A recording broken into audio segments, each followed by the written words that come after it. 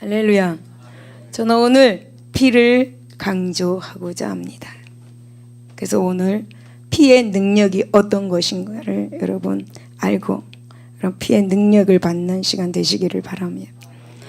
종교개혁자 마르틴 루터는 재미있는 말을 했습니다. 어떤 말을 했느냐 하면 성경을 짜보면 피가 나온다. 그런 말을 했습니다. 여러분 깨를 틀에 넣고 짜면 뭐가 나옵니까? 참기름이 나옵니다. 그럼 포도즙 틀에 짜면은 뭐가 나옵니까? 포도즙이 나옵니다. 네, 성경을 짜면 피가 나옵니다. 성경을 짜면 피가 나옵니다. 네. 여러분 이번에 성경의 핵심은 바로 피라는 것을 가르쳐주고 있습니다. 여러분 구약의 중심은 제사였습니다. 제사. 그래서 하나님의 백성들이 하나님께 제사를 드립니다. 그런데 이 제사의 핵심은 무엇이겠습니까? 바로 피입니다. 피가 있어야 합니다. 짐승을 죽여서 피 흘리게 해서 하나님께 제사를 드렸습니다. 여러분 신약의 중심은 누구입니까? 예수 그리스도입니다. 예수 그리스도께서 이 세상에 오셔서 인간 구원의 길을 여신 것입니다. 그런데 이 예수 그리스도의 사역의 핵심은 무엇인지 아세요? 피입니다. 피.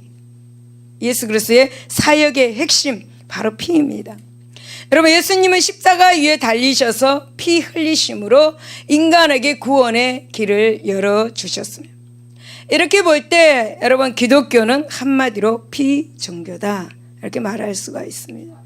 여러분 예수 그리스도가 오시기 전에 제물의 피가 하나님의 백성 이에 넘쳤습니다. 그리고 이 신약에 와서는 예수님이 오신 후에는 십자가의 보혈이 예수 십자가의 피가 온 인류에게 온 세상에 흘러 넘쳐났습니다. 그래서 여러분 온 인류와 모든 세상 만물에게 구원의 길이 열렸습니다. 어떻게 보면 현대인들에게 이렇게 피 이야기라면 너는 미쳤어 라고 그렇게 말할지도 모릅니다. 이렇게 피 이야기를 하면 무지하고 어리석다 그리고 혐오스럽고 엽기적이까지 하다 라고 그렇게 말할 수도 있습니다. 그래서 오늘의 현대인들은 이런 피 이야기를 들으려 하지 않습니다. 손가락질만 합니다. 그리고 피합니다. 그래서 구원의 길을 보지 못합니다. 많은 현대 그리스도인들도 이런 피 이야기를 외면합니다. 피 이야기를 잘 안 합니다. 고상한 예수 그리스도의 교훈을 주목하려고 하고 또 예수 그리스도의 성품에만 초점을 맞추려고 합니다. 그렇기 때문에 예수의 피의 능력을 모르고 신앙생활을 하고 있습니다. 그런데 여러분 가장 우리의 신앙의 핵심은 바로 피의 능력입니다. 할렐루야. 할렐루야. 현대인들이 이 피의 능력을 잃어버렸기 때문에 여러분 믿음이 사라지고 있습니다. 그러면 왜 피인가? 왜 피를 그렇게 강조하는 건가? 여러분 그러면 성경 왜 피를 그렇게 말하는 걸까? 오늘 본문 12절에서 그 답을 찾을 수 있습니다. 그것은 바로 속죄 때문입니다. 죄값을 치르기 위해서는 반드시 피가 필요합니다. 로마서 3장 23절을 보면 이렇게 말씀합니다. 모든 사람이 죄를 범하였음에 하나님의 영광에 이르지 못하나니 라고 이렇게 말씀합니다.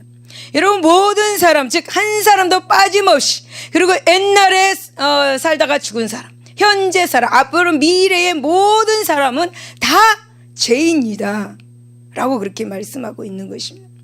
여러분 로마서 3장 10절에서 18절을 보면 사람의 죄에 대해서 상세하게 기록되어 있습니다. 이렇게 기록되어 있죠. 의인은 없나니 하나도 없고 깨닫는 자도 없고 하나님을 찾는 자도 없고 다 치우쳐 한 가지로 무익하게 되고 선을 행하는 자도 없고 하나도 없도다. 저희 목구멍은 열린 무덤이요 그 혀로는 속임을 베풀며 그 입술에는 독사의 독이 있고 그 입에는 저주와 악독이 가득하고 그 발은 피 흘리는데 빠른지라 파멸과 고생이 그 길에 있어 평강의 길을 알지 못하였고 저희 눈앞에는 하나님을 두려움이 없다 라고 그렇게 기록되어 있습니다. 여러분 여기서 말하는 죄는 무엇일까? 죄란 것이 무엇입니까? 여러분 이 죄는 세상의 법을 어긴 죄를 말하고 있는 것이 아닙니다. 사람의 관점에서 지은 죄를 지금 말하고 있는 것이 아닙니다. 한마디로 하나님 앞에서의 죄를 말하고 있습니다. 하나님 앞에서의 죄. 여러분 이 죄는 하나님을 찾지 않습니다. 이 죄는 하나님을 두려워하지 않는다라고 이렇게 말씀하고 있습니다.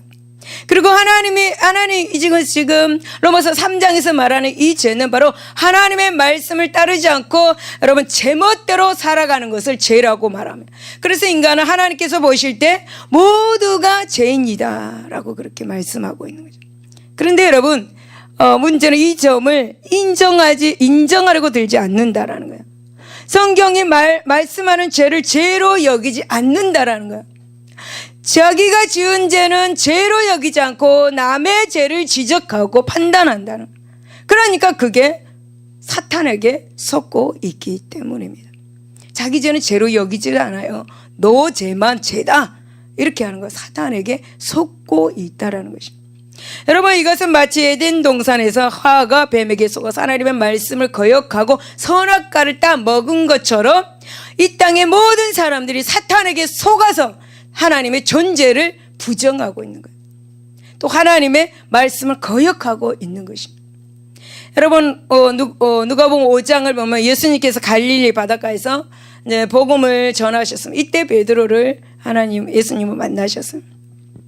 베드로 여기 어떻게 말씀하셨습니까? 깊은 데 가서 그물을 내려봐라 라고 그렇게 말씀하셨습니다. 밤새도록 한 마리도 고기를 잡지 못했던 베드로, 바로 예수님의 말씀에 순종하여서 깊은 데로 가서 그물을 던졌더니 많은 고기가 잡히게 됩니다. 그런데 여러분 이 베드로의 반응은 정말 우리가 상상할 수 없는 그런 엉뚱한 말을 하고 있습니다.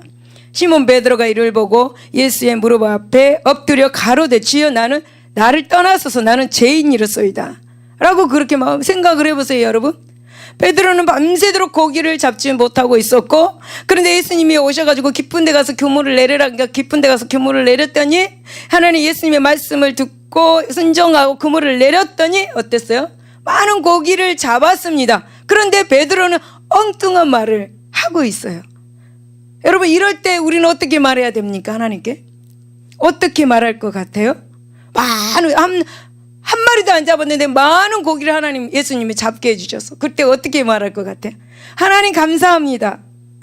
하나님 찬양합니다. 이렇게 말할 것 같아요. 안 그렇습니까? 저는 그렇게 말하지 않았을까. 이렇게 복권이 당첨됐다. 하나님 감사합니다. 네. 지금 베드로가 복권에 당첨된 거예요. 한 마리도 못 잡았는데 예수님 말씀을 순종하고 보니까 많은 물고기를 잡은 거예요. 복권 당첨된 거죠. 그러면 하나님 감사합니다, 하나님 찬양합니다 하고 막 손뼉치면서 좋아했을 것 같아요. 그런데 베드로는 지금 나는 죄인입니다 라고 이렇게 말하고 있어요. 얼토당토 않는 말을 하고 있는 거예요. 여러분 어떻게 생각하십니까? 네? 여러분 베드로는 지금 예수님 앞에서 놀라운 것을 발견하게 되었습니다. 그것은 밤새도록 고기를 잡았는데 한 마리도 잡지 못했고, 그러나 예수님의 말 한마디 하시니까 많은 고기를 잡혔습니다. 많은 고기. 이런 모습에서 베드로는 놀라운 것을 발견했습니다. 뭘 발견했느냐? 바로 예수님은 하나님이시다 라는 것을 발견하게 됩니다. 그래서 베드로는 새삼스럽게 자신이 죄인이라는 사실을 깨닫게 됩니다. 그렇다고 여러분 베드로가 큰 죄를 지었던 사람의 말은 아니고요. 여전히 그는 세상에서 선량한 사람입니다. 그러나 주님 앞에 서니까, 하나님 앞에 서니까 자신이 죄인이라는 사실을 깨닫게 된 것입니다.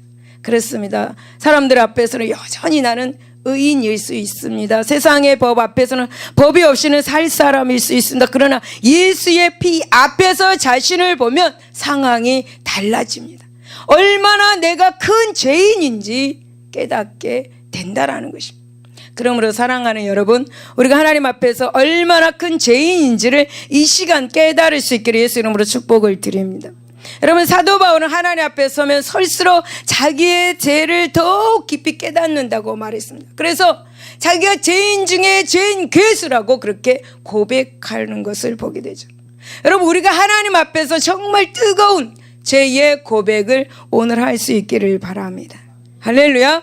그런데 여러분, 하나님께서는 이렇게 죄를 깨닫는 사람들에게 죄를 씻을 수 있는 길을 열어주셨는데요.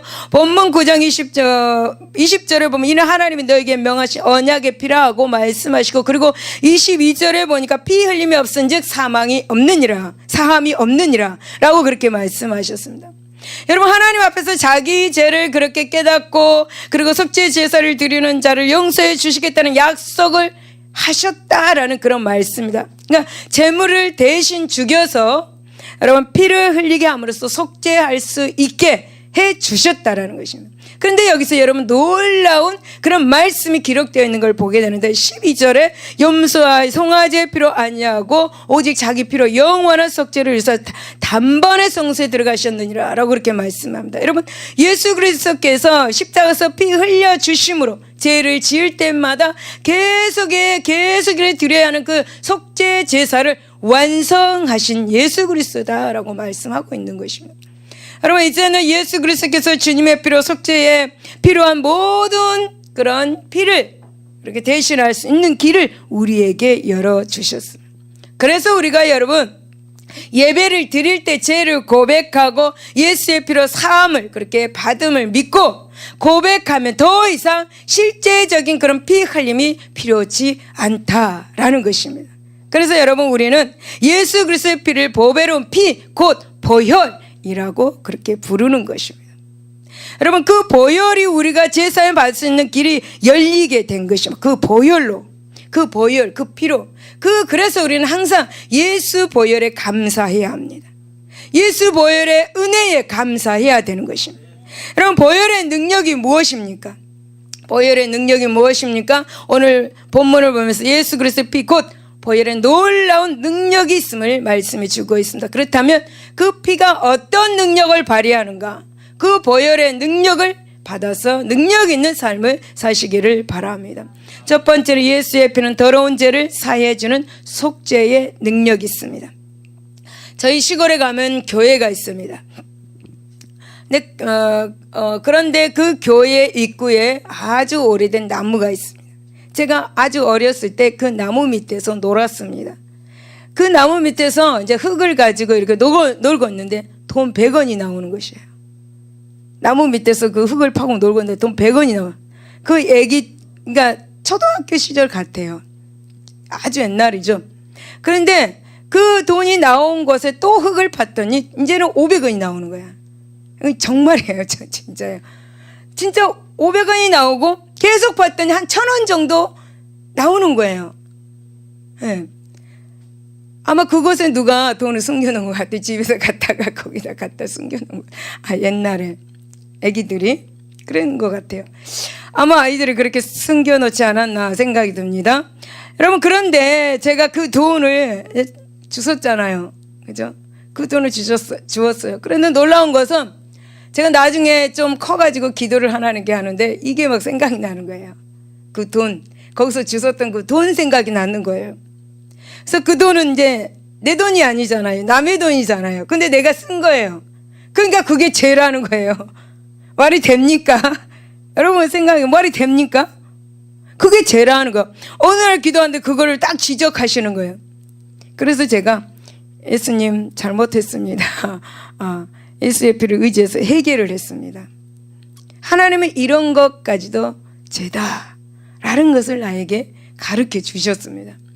여러분, 본문 12절에 보면 오직 자기 피로 영원한 속죄를 이루사라고 그렇게 말씀하셨습니다.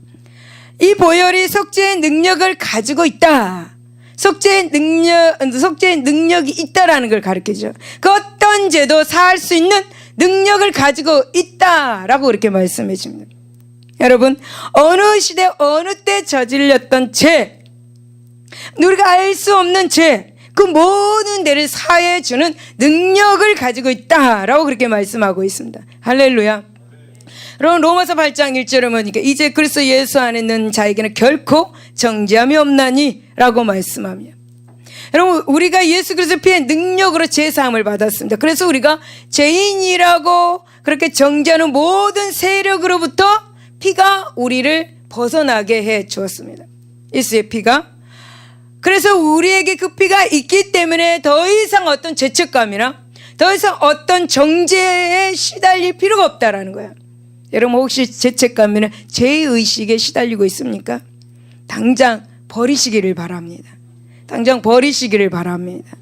생명의 성령의 법이 죄와 사망에서 우리를 해방해 주셨습니다. 할렐루야.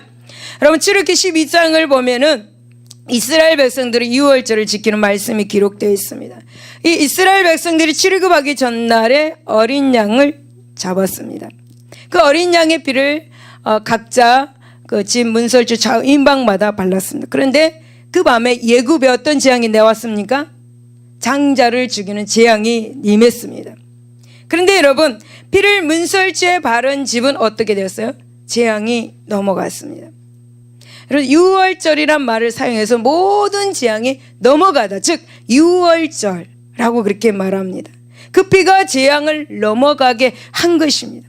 그 피가 여러분, 그 피가 그 재앙을 넘어가게 한 것입니다. 그의 피에 능력이 있기 때문에 모든 재앙이 넘어간 것입니다. 할렐루야. 여러분, 구약에 보면은 어린 양의 피, 그리고 신약에는 예수의 피. 여러분, 어린 양의 피, 예수의 피는 똑같습니다. 똑같은 피입니다. 이렇게 이 피 저 피가 다른 게 아니라 똑같은 피입니다. 구약의 어린 양의 피, 신약의 예수의 피는 똑같은 피입니다. 그 피가 우리에게 복을 주셨습니다. 할렐루야. 그 피가 우리에게 영혼육의 복을 가져다 주었습니다. 여러분, 예수의 피는 능력이 있습니다. 이 예수의 피는 우리를 깨끗하게 합니다. 할렐루야. 여러분, 예수의 피는 우리가 예수를 믿으면 영적으로 그 피가 우리의 마음, 머리부터 발끝까지 바르고 뿌리고 덮어집니다. 믿습니까? 믿습니까? 그래서 그 피로 심판의 세력을 통과시킵니다. 여러분, 그 피가 사망의 권세를 통과하게 합니다. 그 피가. 믿습니까? 여러분, 그래서 우리가 온전히 구원을 받게 해주는 것이다. 그 피가. 할렐루야. 여러분, 저는 이제 한번 생각해 보십시오. 사람이 죄를 짓고는 살 수가 없습니다. 그렇죠? 네. 여러분, 저는 이제 운전을 하고 가다가 옆에 사람하고 이야기를 하다가 신호등이 노란불에 바뀐 것을 보지 못하고 사거리 중앙에 진입을 했는데 빨간불로 바뀌었습니다. 그 자리에 설 수도 없고 또 그렇다고 뒤로 이렇게 갈 수도 없는 그런 상황에서 그냥 악셀레터를 밟아서 앞으로 달렸습니다. 그런데 여러분, 그 다음 사거리에 갔는데 경찰이 갑자기 다가오는 거예요. 경찰이. 그래서 저는 마음이 철렁 내려앉았습니다. 이제 걸렸구나. 아까는 거기가 경찰이 없었는데 걸렸구나. 근데 나중에 알고 보니까 음주 단속을 하는 것이었습니다. 어쨌든 그날 하루는 정말 경찰만 보면 가슴이 두근두근, 마음이 편치 않았습니다. 경찰이 보이면 날 잡으려고 그러지 않는가. 그런데 여러분, 제가 그 신호 위반하고 그 자리에서 딱지를 때가 뗐다면 어떻게 상황이 달라지겠죠. 그죠? 담대하게 경찰이 있으나 마라 이러고 다니겠죠. 그죠? 경찰을 봐도 가슴 뛰는 일이 없을 거 아닙니까? 왜냐하면 지은 죄값을 치렀기 때문이죠. 그죠? 안 그랬습니까, 장로님? 네. 그 신호 위반이라는 죄에 대해서 다시는 고민할 필요가 없어졌기 때문이에요. 경찰을 보아도 아무렇지도 않는 것이. 여러분, 예수 그리스도의 보혈이 이런 능력이 있습니다. 할렐루야. 우리가 하나님 앞에 죄를 범했을 때 예수의 피로 우리의 죄값은 모두 다 치러졌습니다. 믿습니까? 믿습니까? 그렇기 때문에 더 이상 우리는 그 죄 때문에 괴로워할 필요가 없다. 있다 없다? 없습니다. 그 죄 때문에 두려워할 필요가 없습니다. 여러분, 예수의 피는 우리의 죄로부터 우리를 완전하게 자유하게 해 주었습니다. 사랑하는 여러분, 예수의 보혈의 능력으로 무거운 죄의 짐에서 벗어나시기를 바랍니다.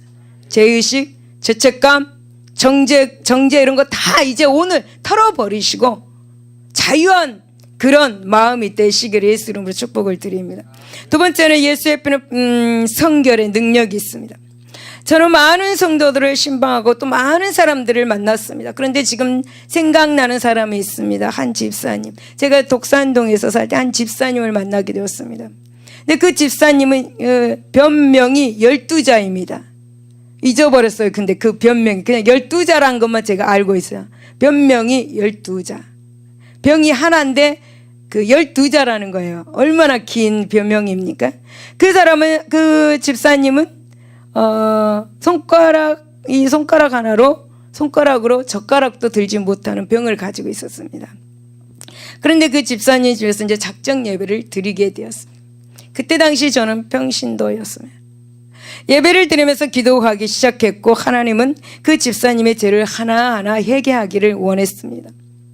그래서 그 집사님이 회개하기를 꺼려해서 제가 기도를 하면서 이런저런 죄를 회개하십시오. 그랬어요. 이것도 회개하고 저것도 회개하고 저것도 회개하십시오. 그렇게 말했습니다. 그런데 저는 여러분 그 집사님을 모르는 사람입니다. 멀리서 한 번, 두 번 그냥 보기만 했던 사람입니다. 같이 살지도 않았기 때문에 가까이서 그 시간대만 본 거예요. 그때만 보았습니다. 그런데 여러분 그 사람의 지은 죄를 제가 하나하나 말을 하고 있는 겁니다. 그 사람의 지은 죄를. 근데 그 집사님은 맞다고 하면서 말을 했고 그 죄를 입술로 고백을 했습니다.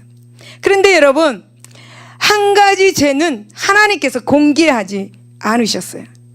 많은 그 집사님들이 이제 우리가 작정 예배 드리면 많이 모여서 드리잖아요. 근데 그 집사님이 죄를 하나님께서 많은 사람들 앞에서 공개를 하지 않았어요.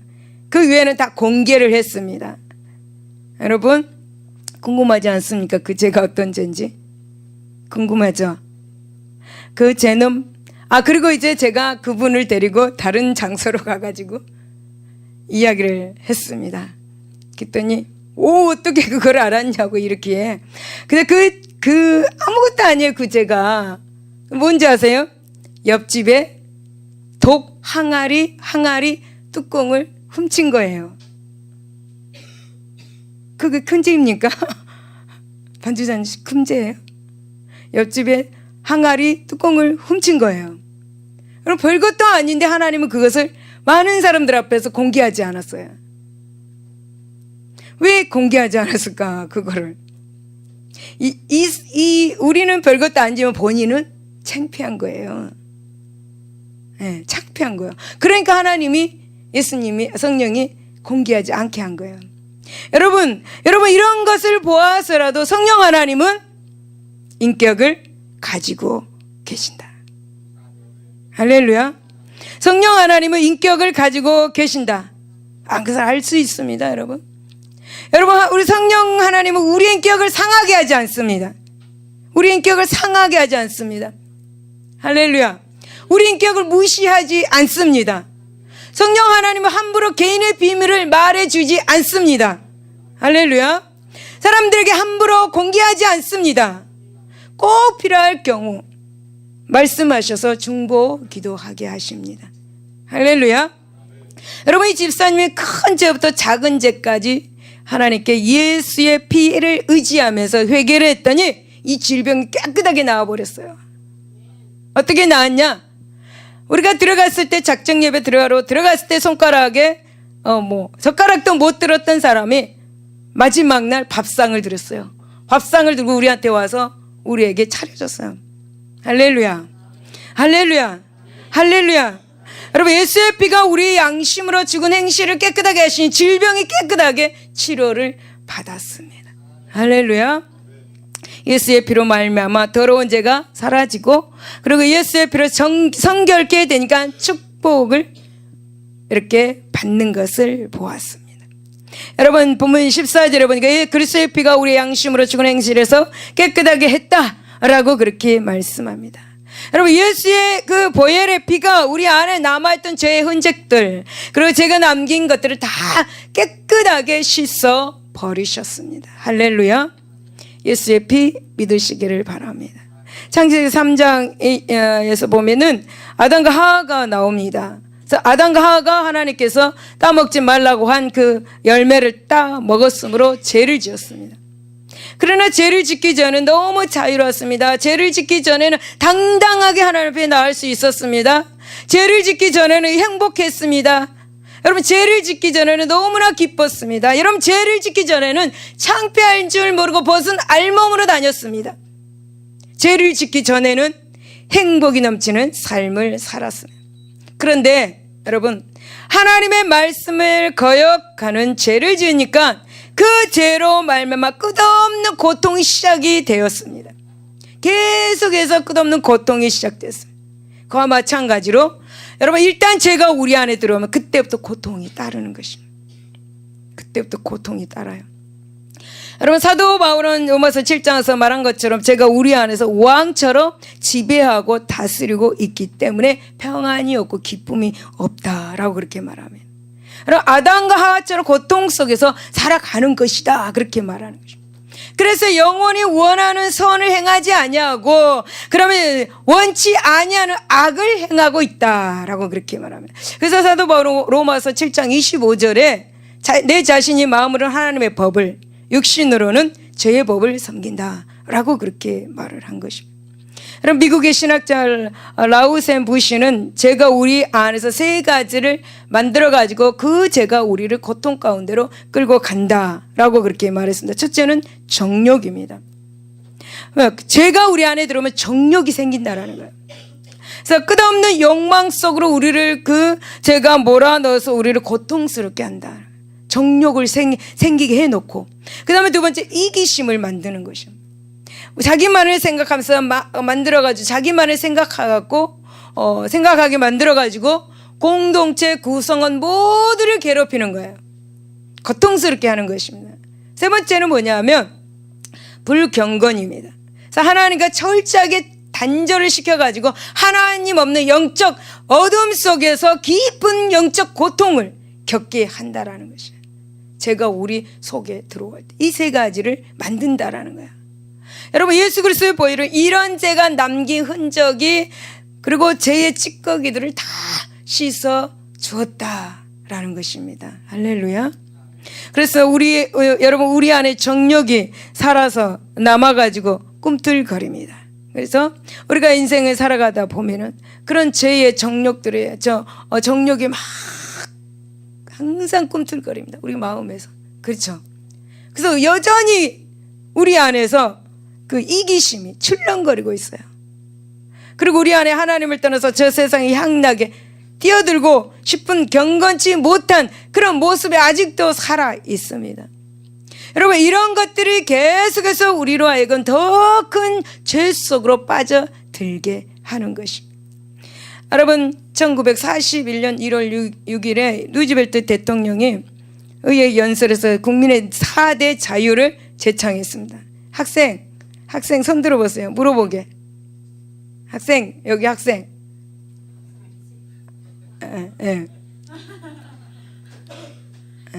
뭐를 4대 자유로 4대 자유가 뭐예요? 예? 어디에서나 말할 수 있는 자유, 언론 자유. 대학생이 이거는 눈 감고도 해야 돼요. 예. 그리고 어디서나 예배할 수 있는 자유, 종교의 자유, 그리고 어디서나 결핍으로부터 해방받을 수 있는 자유, 빈곤으로부터의 자유, 어디서나 공포로부터 벗어날 수 있는 자유, 삶의 불안으로부터 보장받을 수 있는 자유, 이렇게 네 가지를 선포했습니다. 여기에 존 스토트 목사님은 예수 그리스도 안에 5번째 자유가 있다고 말했습니다. 바로 죄로부터의 자유다라고 말했습니다. 이 죄로부터의 자유는 이 보혈의 능력으로만 얻을 수 있다. 그것이 자유다라고 그렇게 말했습니다. 여러분, 예수의 피의 능력이 우리 안에 남아있는 이 정욕, 이기심, 그 다음에 불경건, 이것을 깨끗이 씻어서 참된 성결을 이루게 될 때에 비로소 우리가 자유를 누릴 수가 있다. 할렐루야. 사랑하는 여러분, 예수 그리스도의 보혈의 능력으로 참된 성결을 얻어서 죄로부터 자유를 누리시는 저와 여러분 되시기를 바랍니다. 그런데 제가 이렇게 설교를 하는데 여러분은 아무런 죄가 없는 것처럼 이렇게 보고 있어요. 네. 나에겐 죄가 없어 그래서 자유해 이렇게 보고 있는 것 같아요. 네. 세 번째, 예수님은 병을 치료하고 헌신할 수 있는 능력이 있으며. 여러분 병은 뭐라고 생각하세요? 병은 뭐라고 생각하세요? 어떻게 말할 수가 없죠. 질병. 박다솔 전도사님 병을 뭐라고 생각하세요?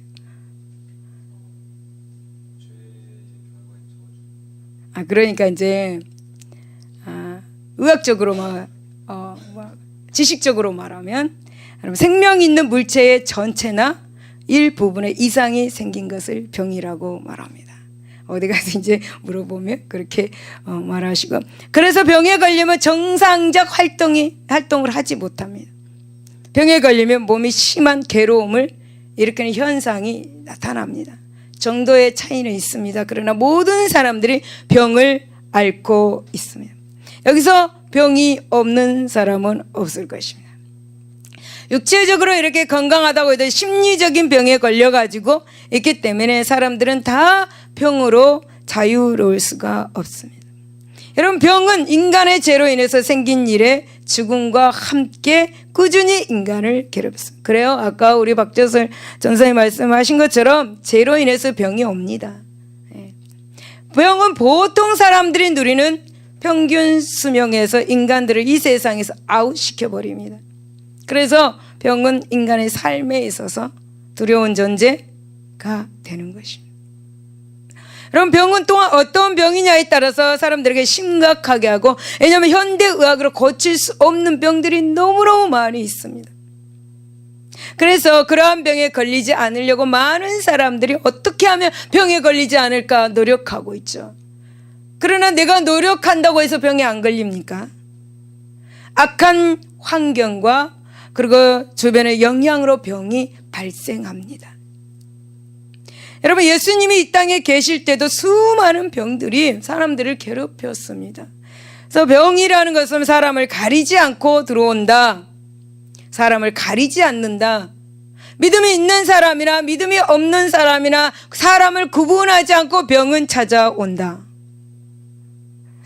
여러분, 유명한 신학자 요한 칼빈도 평생을 치질로 고생하다가 55세에 세상을 떠났습니다. 영국의 주석학자 매튼 헨리도 52세에 절도로 세상을 떠났습니다. 여러분, 머리가 좋은 사람이라고 병이 봐줍니까?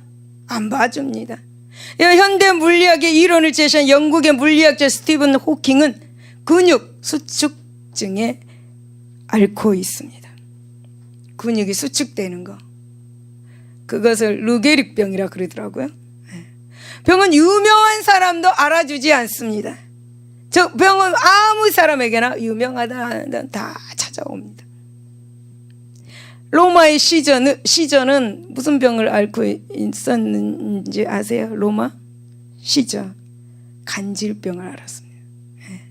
건강관리를 이렇게 잘한다고 해서 병에 걸리지 않느냐? 그렇지 않습니다.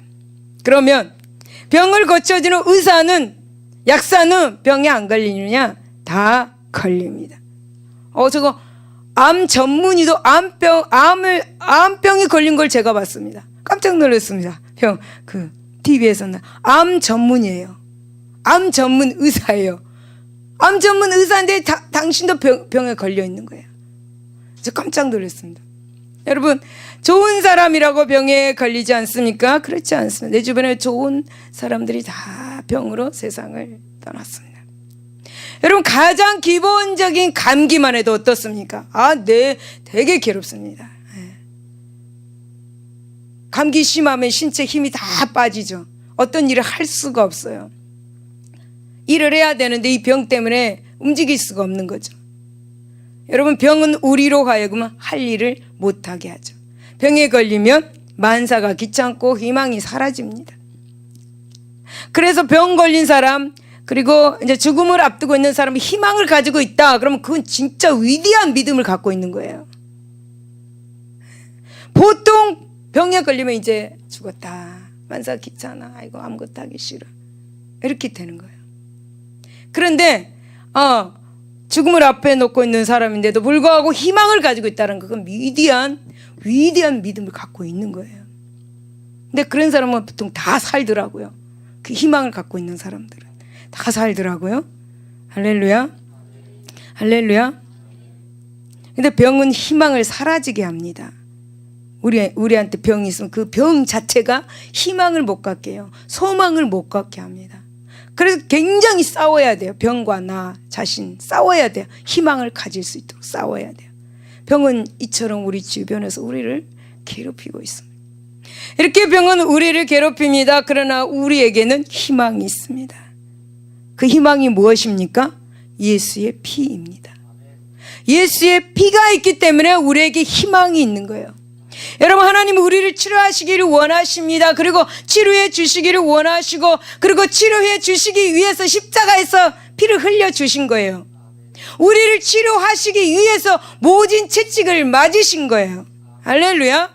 예수님의 채찍에 맞을 때 많은 피를 흘렸죠. 그 피로 나음을 우리는 입었습니다. 할렐루야.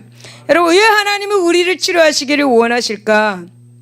왜 하나님은 우리를 치료하시기를 원하실까요? 우리 사랑하시기 때문에. 그건 기본이에요. 기본. 왜 하나님은 우리를 치료하시기를 원하실까? 그것은 바로 치료하셔서 하나님 나라에 건설하게 쓰시려고 치료하시는 거예요. 할렐루야. 여러분, 본문 21절에 또한 이와 같이 피로써 장막과 섬기는 일에 모든 그릇에 뿌렸나니 이렇게 말씀합니다. 여러분, 구약에서는 하나님을 위해서 쓰임받은 사람들과 또 그릇들에게 피를 뿌렸습니다. 짐승에 피를 뿌려가지고 구별했습니다. 구약에서 피를 바른 사람들 그리고 그릇들은, 이 피를 바른 그릇들은 아무 데서 사용할 수가 없습니다. 오직 하나님의 그 전에서, 하나님의 그 그러니까 성막에서 하나님께서 온전히 헌신케 했습니다. 여러분, 구약에 제사장이 제사를 드릴 때는 짐승의 피를 가지고 들어가야 합니다. 그런데 이 제사장은 그냥 이 피만 가지고 들어간 것이 아니라 이 제사장은 오른쪽 귓부리에 피를 발라야 되고, 오른쪽 엄지에 피를 발라야 되고요. 그리고 오른쪽 발가락, 그러니까 발의 엄지에 피를 발라야 돼요. 왜 피를 발라야 하냐 하면 그 피가 그들을 구별해 주기 때문에 그렇게 발라서 또 짐승의 피를 가지고 제사를 드려야 돼요. 복잡하죠. 근데 오늘날 우리들의 심령 속에 예수의 피가 뿌려져 있습니다. 구약에서는 제사장들이 귀 오른쪽 손가락 이렇게 뿌렸지만은 지금은 우리가 예수의 피가 우리 머리부터 발끝까지 흘러 넘치고 있는 거예요. 할렐루야. 우리는 이 세상 사람들과 구별된 사람입니다. 옛날에 친구가 좀 나와봐 이러는 거예요. 옛날에. 그때 저는 한참 이제 천국 갔다 와가지고 이렇게 성령 사역을 하고 다녔을 때, 야, 좀 나와봐. 그래서 어디? 광주야, 나와봐. 나 여기 사는데 광주로 와보라는 거야. 그리고 나 바빠요. 나 바빠.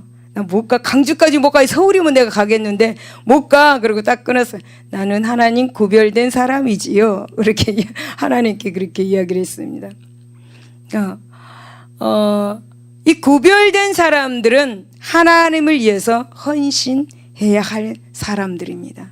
그래서 하나님께서 제사장 오른쪽 귀, 오른쪽 발, 손, 오른쪽 발가락 이렇게 피를 발라주셨듯이 오늘날 우리에게도 머리부터 발끝까지 구별하시기 위해서 예수의 피를 바르고 뿌리고 덮어주셨어요. 할렐루야. 여러분, 낮은 대로 임하소서 주인공 아십니까? 안효환 목사님, 시각장애인입니다. 역시 시각장애인을 이어서 헌신하고 있는 분입니다. 그래서 한 번은 이제 의사들이 이제 그의 눈을 정밀 검사를 해보았습니다. 그런데 100%는 아니지만 거액을 들여서 수술을 하면 볼 수 있다라는 것을 찾았습니다. 그래서 이제 그 목사님에게 이야기를 했는데 그 목사님은 거절했습니다. 두 가지 이유로. 첫 번째 이유는 그런 돈이 없을 뿐만 아니라 있다 해도 시각장애인들을 위해 써야 하기 때문이다. 두 번째, 자신이 광명을 찾는다면 시각장애인들과 아픔을 함께 하며 일할 수 없기 때문이다. 두 가지를 해서 그 목사님은 눈을 보게 하는 그 수술을 하지 않았다고 합니다. 여러분, 하나님을 위한 헌신은 세상 봉사와는 질적으로 차원이 다릅니다. 세상 봉사가 이웃을 위해서 사랑을 그렇게 베푼다고 해도 자기 사랑을 뛰어넘을 수가 없습니다. 자기를 포기하고 자기를 희생하며 이웃을 위해서 봉사하기에는 한계가 있죠. 그렇죠. 그러나 하나님을 위한 이 헌신은 주님께서 나를 위해서 십자가에서 보혈을 흘려주신 그 큰 사랑에 감격하여서 이렇게 봉사하고 있기 때문에 헌신할 수가 있고 온전한 헌신을 할 수가 있는 것입니다. 자기를 희생하고 자기를 부인하고 온전한 희생을 그 봉사를 할 수가 있는 것이죠. 오늘도 여러분 교회에 많은 봉사자들이 있습니다. 우리 교회는 한 명도 이런 사람은 없습니다. 여러분, 그들 중에 보혈의 피를 뿌려가지고 구별된 사람이 있는가 하면 그렇지 못한 사람들이 너무나 많이 있습니다. 예수님의 피로보다 자기의 필요를 따라서 봉사하는 사람들이 너무나 많이 있습니다. 자기 희생보다 자기 자랑으로 봉사하는 사람들이 너무나 많이 있습니다. 예수님께서 원하시는 것보다 자기가 원하는 것 봉사하고자 하는 사람들이, 크리스찬들이 교회 안에 너무나 많이 있습니다. 우리 교회는 이런 사람이 없습니다. 할렐루야. 사랑하는 여러분, 저와 여러분의 심령에 보혈의 피가 뿌려지기를 바랍니다. 보혈의 능력이 온전한 헌신을 이룰 수 있게 해 주시기 때문입니다. 그래서 여러분 항상 예수의 피를 주장해야 되고 예수의 보혈의 능력을 받아야 합니다. 그래서 비록 내가 원치 않더라도 예수님께서 기뻐하시는 것, 주님께서 원하시는 것을 온전히 순종할 수 있게 되기를 바랍니다. 예수의 피만이 우리가 온전한 봉사를 할 수 있게 해줍니다. 그러므로 사랑하는 여러분, 예수의 피가 우리를 치료하셔서 헌신하게 하고 봉사하게 하는 능력이 있음을 믿으시기를 예수 이름으로 축원을 드립니다. 할렐루야. 결론입니다. 오늘 현대인은 파워를 좋아합니다. 아니 심지어 목회하시는 목회자님들도 이 파워를 좋아합니다. 그러나 여러분, 진정한 능력은 어디서 나옵니까? 예수의 보혈에서 나온다는 사실을 잊지 마시기를 바랍니다. 그러므로 사랑하는 여러분, 우리의 삶에 예수의 피를 바르고 뿌리고 덮어서 원수 마귀를 이기고 복을 받는 승리자들이 다 되시기를 예수 이름으로 축원을 드립니다. 기도하겠습니다.